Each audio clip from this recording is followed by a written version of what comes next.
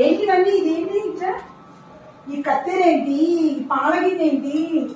ఈ మిక్సీ ఎందుకు బయటకు వచ్చింది? ఈ కుర్చీ ఏంటి? ఏం చేసావా అన్న?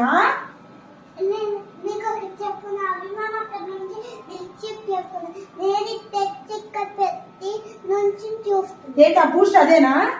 మూతి నిండా ఏంటి? చేతి నిండా అలా ఒక పావు గంట నీ అడ్డలే మాట్లాడటం కోసం.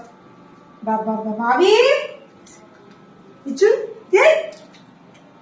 ఏమా ఏరా మిల్క్ షేక్ చేసుకున్నా? సరదాగా తాగుతాను మళ్ళీ చూస్తానంటే మళ్ళీ మిల్క్ షేక్ చేసుకుని తాగేద్దాం. అయితే ఇవన్నీ అక్కడేనా? ఫోన్ వస్తే మాట్లాడడానికి వెళ్ళాను. కరెక్టేరా. పాలకి ఇక్కడే అసలు దోనమంది నేను నీట్ గా ఉంచుకుంటా. సరే ఏం చేసావు కూర? చెప్తాను రా. మరి ఏ మిల్క్ షేక్ చేసుకున్నావో చూడలేదా? హడవిలు ఉన్నారు. ఏం కూర? గుత్తొంకాయ కాదు, నార్మల్ వంకాయ కూర. కామన్ గా చేసా. నార్మల్ వంకాయ అనమాట. మరి నార్మల్ వంకాయ చేస్తే ఉత్తపప్పు చేసావు బాగుంటది. అసలు ఏ వంకాయ చేసినా ఉత్తపప్పు అయితే మాను కదా. ఇక ఎగ్గులు బుడ్డదాని కోసం ఉడకబెట్టే ఇగో ఉత్తపప్పు వేసే కదా అని కొద్ది చారు కూడా ఎక్కువ పెట్టి అందరు ఇష్టంగా తింటారని.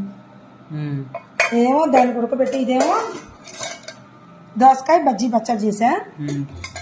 రే ఈ గ్లాస్ కూడా అక్కడే నేను నీట్ గా సర్దుకుంటా. ఇదేంటి టిఫిన్ తిని మూత పెట్టలేదా? చూడు, మూత అయిపోయినప్పుడు బయట పడేయాలిగా. ఇగో ఈ బుట్టనేమో ఫ్రిడ్జ్ ఓపెన్ చేసి నాకు మునక్కాయలు చేస్తావు చేయమని అక్కడ పెట్టింది. ఇప్పుడు ఇగో ఇది కూడా తీసుకొచ్చి ఇక్కడ పెట్టారు.